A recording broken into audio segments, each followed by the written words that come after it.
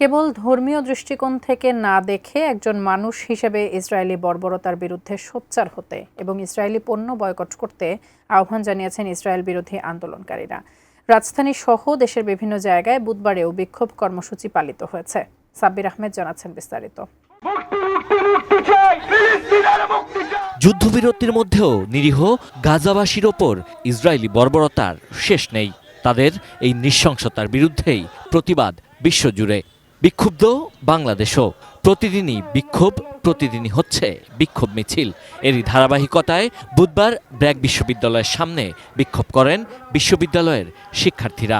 আজকে আমরা দেখছি এই পশ্চিমারা peace process, ceasefire, humanitarian pause এর নাম দিয়ে জেনোসাইড কভার আপ করছে। Try to connect with the young people of the Middle East. তাদেরকে অ্যাক্টিভেট করলেই সমস্যার সমাধান হবে। তারা যতক্ষণ না মিডল ইস্টে ডেমোক্রেসি না আনবে ততক্ষণ প্যালেস্তাইনিদের স্বাধীনতা আশা করতে পারি না আমরা। এ সময় তারা শিশু হত্যার প্রতিবাদ জানান। গাজায় নিরীহ ফিলিস্তিনিদের ওপর ইসরায়েলি গণহত্যা বন্ধে বিশ্বের মুসলিম উম্মাহকে ঐক্যবদ্ধ হওয়ারও আহ্বান জানান তারা। এ সময় তাদের সামনে ছিল ফিলিস্তিনের নিরস্ত্র নিরীহ শিশুদের প্রতীকী মরদেহ। কোয়ালিটি সম্পন্ন আন্তর্জাতিক মানের CMT 500W CSRM committed for better still. Israel হচ্ছে কালকে আপনার উপর হবে, আজকে আরাকানে হচ্ছে কালকে আপনার উপর হবে, আজকে মহারাষ্ট্র হচ্ছে কালকে ঢাকায় হবে।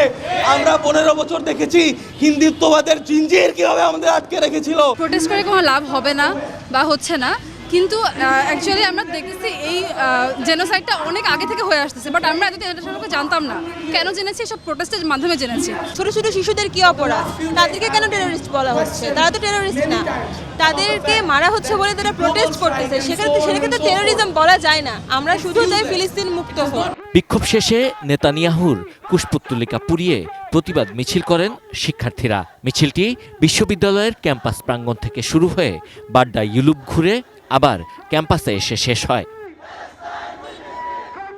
এদিন কুষ্টিয়ার মেহেরপুর, নাটোর, সাতক্ষীরা, বরিশাল সহ দেশের বিভিন্ন জায়গায় ইসরায়েল বিরোধী মানববন্ধন, বিক্ষোভ সমাবেশ ও বিক্ষোভ মিছিল হয়েছে, যেখানে শিক্ষার্থী, ব্যবসায়ী, রাজনৈতিক নেতাকর্মী সহ সর্বস্তরের মানুষ অংশ নেন।